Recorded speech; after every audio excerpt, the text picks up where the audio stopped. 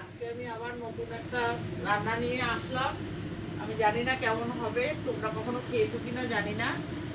ছোট ছোট মাছ একটা, এই মাছগুলোকে বলে চেলা মাছ। এই মাছগুলোকে বলে চেলা মাছ।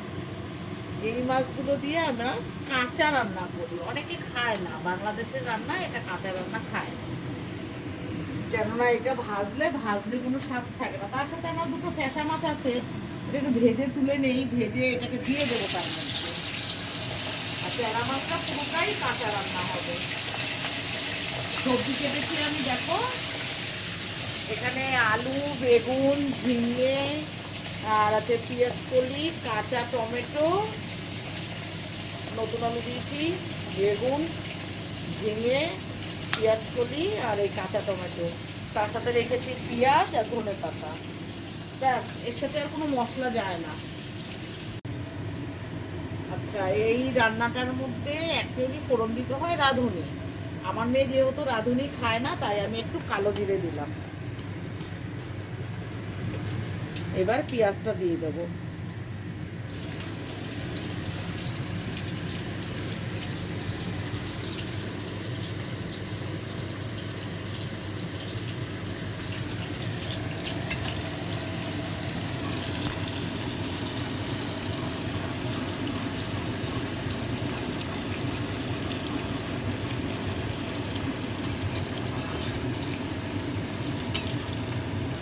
পেঁয়াজটা ভেজে নিই, তারপর আমার পেঁয়াজ ভাজা হয়ে গেছে।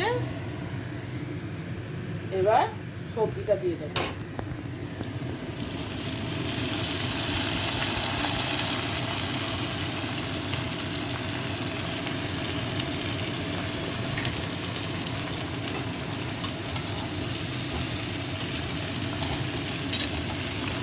সবজিটা দিয়ে একটু ভেজে নেব।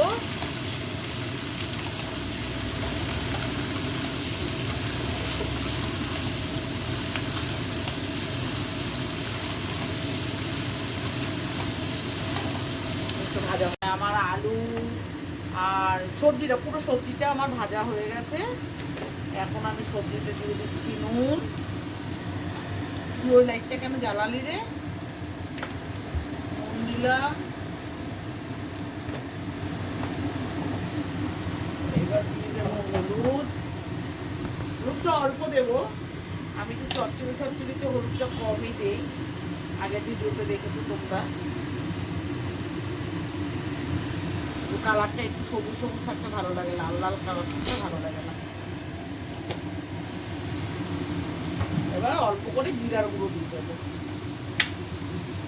না দিলেও চলে।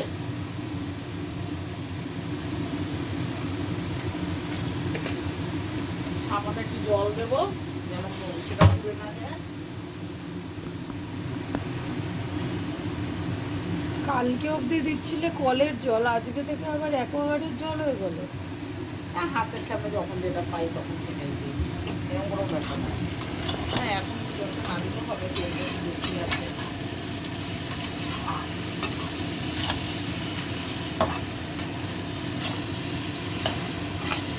এই লাইটটা বন্ধ করে, এই লাইটটাতে লাল লাগছে দেখতে।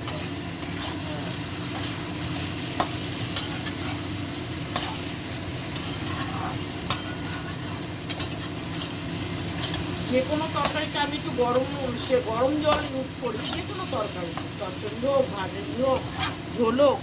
আজকে এখানে ভাতটা সবে করেছি, যার জন্য একটু গরম আছে, এটা সরিয়ে এখন আর গরম জল করবো না, ঠান্ডা জলই দিয়ে দেবো।